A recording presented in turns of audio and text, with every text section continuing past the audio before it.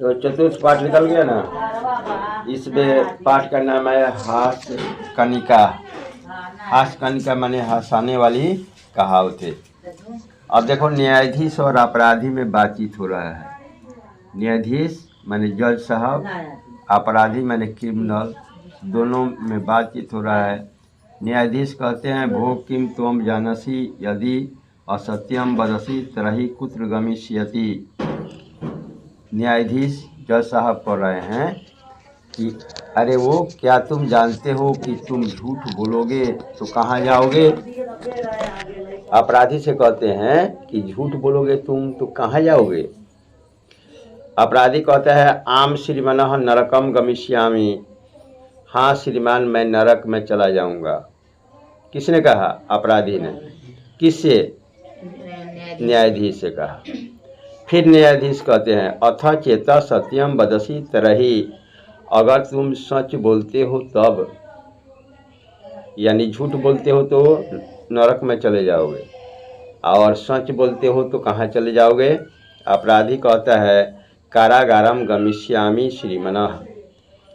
Jail में चला जाऊंगा श्रीमान। कारागारम माने जेल।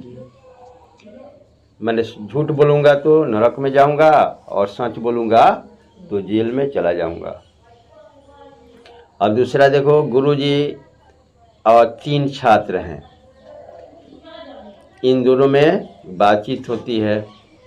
गुरुजी कहते हैं छात्रों के प्रति, यदि अत्र देवः प्रत्यक्ष भवेत् तर्हि भवन्तः किम किम प्रार्थयेयु। यदि यहाँ देवता प्रत्यक्ष रूप में सामने आ जाएं तो तुम लोग क्या क्या मांगोगे उनसे। प्रथम छात्र, पहला छात्र कहता है, अहम तो धनम प्रार्थिष्यामि। मैं धन के लिए प्रार्थना करूंगा, यानी देवता हमारे सामने आ जाएं तो सबसे पहले मैं धन मांगूंगा। द्वितीय छात्र कह रहा है कि अहम तो गृहम प्रार्थिष्यामि। मैं तो घर के लिए प्रार्थना करूंगा कि हे भगवान, हमको घर दे दीजिए। तृतीय छात्र कहते हैं, अहम तो प्रभुत्व प्रार्थिष्यामि। मैं सब कुछ मांग लूँगा, मैंने सब कहूँगा कि हमको सब कुछ दे दीजिए। गुरु जी कहते हैं, भवन्तः सर्वे मूर्खा सन्ति, यानी तुम सभी लोग मूर्ख हो। गुरु जी छात्रों को कहते हैं, तीनों को, कि तुम सभी लोग मूर्ख हो। यदि अहम तो विद्याम बुद्धि च प्रार्थिष्यामि। गुरु जी कहते हैं कि हम देवता हमारे सामने आ जाएं और कहें कि कुछ मांग लो, तो सबसे पहले मैं धन नहीं, विद्या और बुद्धि के लिए प्रार्थना करूंगा कि हे भगवान, हे देवता, हमको विद्या और बुद्धि दे दीजिए। समझे ना। छात्रा यानी तीनों छात्र बोलते हैं, यस्मिन् यत नास्ति तदेव स प्रार्थयति गुरुवर्जा।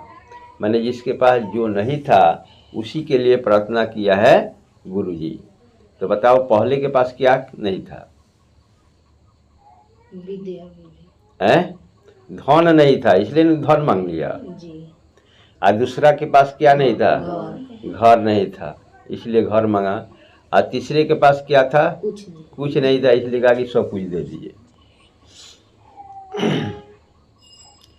और गुरु जी कहते हैं कि मेरे सामने देवता आ जाएं और कहें कि कुछ मांग लो, तो मैं क्या मांगूंगा? सबसे पहले विद्या और बुद्धि मांगूंगा। ऐसा क्यों कहे? कि विद्या और बुद्धि से ही सब कुछ हो जाएगा। धन भी हो जाएगा, घर भी हो जाएगा, सब कुछ हो जाएगा। नहीं, कितना हो धनवान व्यक्ति है और वह बुद्धिमान नहीं है, पढ़ा लिखा नहीं है, तो उसका धन नहीं रह पाता है। इसलिए सबसे ज़रूरी है धन की, यानी विद्या और बुद्धि की, तभी सब कुछ बच सकता है। अब देखो तीसरा, पति और पत्नी में बातचीत हो रहा है। पति ऊंचाई पत्नी प्रति, माने पति क्रोधित होकर पत्नी को कहते हैं, मम आस्नानाय उष्ण जलम शीघ्र आन्य अन्यथा। यानी मेरे स्नान करने के लिए जल्दी पानी गर्म करो, नहीं तो खिसिया कर। पत्नी सक्रोधम, पत्नी भी क्रोध में आ जाती है और कहती है अन्यथा भवाम किम करिष्यसि, अन्यथा भवान किम करिष्यति, नहीं तो आप क्या करेंगे। पति संभ्रमत्म, पति फिर शांत हो जाते हैं और कहते हैं किम करिष्यामि, क्या करूँगा। शीतलई जलई एवं स्नानम करिष्यामि, ठंडे पानी से स्नान कर लूँगा। अब देखो चौथा, मातुलह माने होता है मामा। दे अब एक मामा जी हैं और उनका श्रीधर नाम का भांजा है, भगना है। ये मामा जी और श्रीधर में बातचीत हो रहा है। मातुलह मामा जी कहते हैं वत्स त्वम कथम न स्वध्यायम करोषि, हे वत्स तुम क्यों नहीं मन से पढ़ते हो।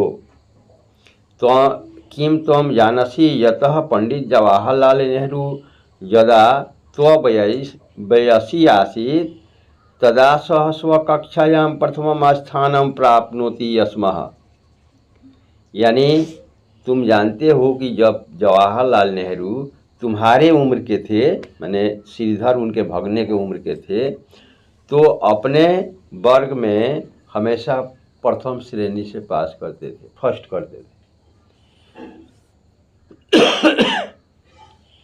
और तुम क्या कर रहा है कि बढ़िया से नहीं पढ़ रहा है।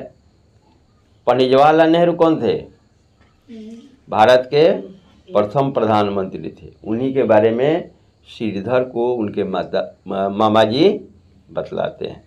अब श्रीधर कह रहा है अपने मामा जी से, जनामी मातुलः जनामी, जानता हूँ मामा जी जानता हूँ, पंडित जवाहरलाल नेहरू यदा भवतः वयसि आसीत् तदा स भारतस्य प्रधानमंत्री आसीत्।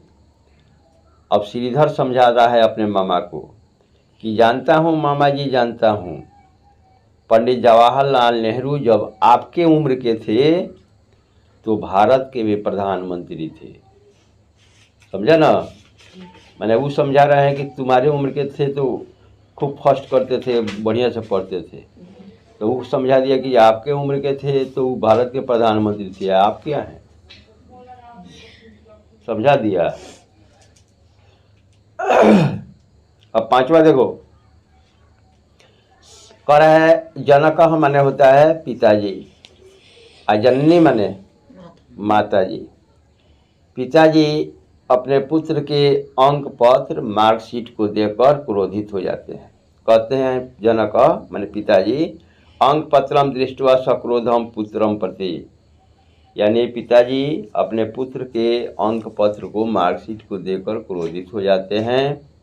कहते हैं धीक वत्सः किमदि आंग्ल भाषायां 37, गणित विषये 35, विज्ञान विषये अपि 35, हिंदी भाषायां 37 अंका त्वया लब्धा, धीक त्वाम धीका। कह रहे हैं कि धिक्कार है बेटा तुमको पढ़ने का, कि अंग्रेजी भाषा में तुमको 36 नंबर आया है, गणित विषय में तुमको 35 आया है, यानी 60 63 में 63 में 30, इसमें हो गया खड यहाँ जुड़ा हुआ है इसलिए 36 हो गया। नहीं, 5 63 माने 63 में 30 और 5 35। नहीं, विज्ञान विषय अपि 35, विज्ञान में भी 35 आया। हिंदी भाषायाम 37, यानी हिंदी भाषा में भी 37 आया। अंका त्वयब लब्धा धिक त्वाम धिक, यही अंक। तब तक उसकी माता जी आ रहती है और पति को कहती है स्वामिना इदम पुत्रस्य अंक पत्रम नास्ति, हे स्वामी यह बेटा का मार्कशीट नहीं है, इदम तो भवत अंक पत्रम अस्ति, यह तो आपका अंक पत्र है, माने आप जो पढ़े हैं वही नंबर है। इदम मया भवत पेटिकायाम प्राप्त, इसे मैं अपने बक्सा में प्राप्त की है। समझे ना। अब देखिए छठा, एक दास रह जाना, एक बार 3 आदमी 3 देश के विरोधी था, समझे ना। एक अमेरिका देश का, एक नाइजीरिया देश का, एक अन्य देश का ईर्ष्यालु था, और तीनों आपस में गप कर रहा है। कह रहा है कि भगवतः शिवस्य तपस्याम अकुर्वान, माने भगवान शिव जी का तपस्या हम लोग करेंगे। नहीं, तेषाम तपसा प्रसन्नो भूतवा शिव प्रत्यक्ष अभवत अकथ्यत, और तपस्या से खुश होकर शिव जी हम लोग के सामने आएंगे और कहेंगे पुत्र वरम वरेयम, हे पुत्र वरदान मांग लो।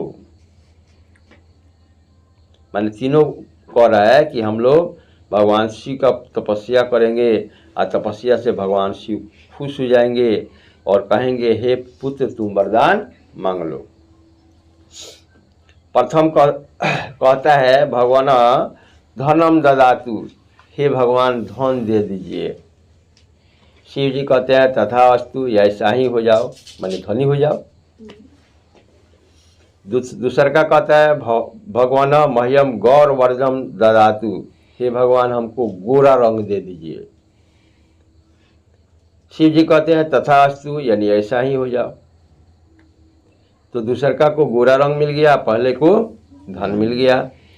और तीसरा का जब बारी आया तो अब उसके धन को और उसके रूप को देखकर इसको बहुत ज़्यादा घृणा हो गया। तो ये कहता है तीसरा, प्रथमस्य द्वितीय च धन रूपम च दृष्टवा ईर्षा वसात, यानी पहले और दूसरे के धन रूप से उसको ईर्ष्या हो गया। कहता है भगवान प्रथम द्वितीय च पूर्वतः करोतु, हे भगवान हमको दूसरा कुछ मत दीजिए, पहला वो धन छीन लीजिए या दूसरा का रूप छीन लीजिए। समझ गया ना, यही आपका हास्य करने का पाठ है। अब देखो इसमें दो प्रश्न है। पहला कर रहा है जीवने हास्य का आवश्यकता वर्तते, जीवन में हंसने की क्या आवश्यकता है। नहीं, तो जीवने मनोरंजनाय हास्य आवश्यकता वर्तते, जीवन में मनोरंजन के लिए हंसना जरूरी है।